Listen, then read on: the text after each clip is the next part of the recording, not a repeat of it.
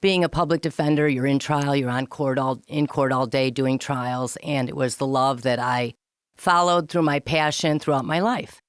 So I was in Illinois as a public defender. I did do a little private practice for a little while. And then I became the head of the public defender's office in Cook County. That was a wonderful experience. It was a very interesting time to be the public defender from 2015 to 2021. It was the height of George Floyd and all the cases that came before that, and COVID. So a lot of interesting things happened when I was public defender. It was a really nice time to make some great criminal reforms in Chicago and Illinois.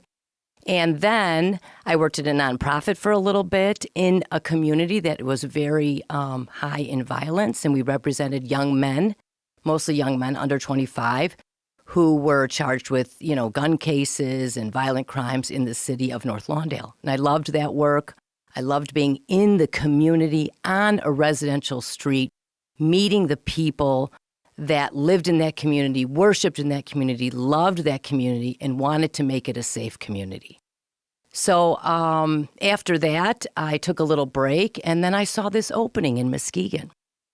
I read about what they were doing in the public defender's office. I loved the mission of being very holistic, representing clients well beyond the courtroom, looking at their troubles, what brought them into the system, how can we help them?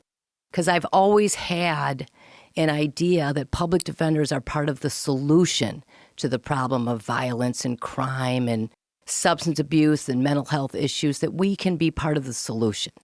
To me, success as a director or a chief or just as a young lawyer is to have less cases, right? Less clients.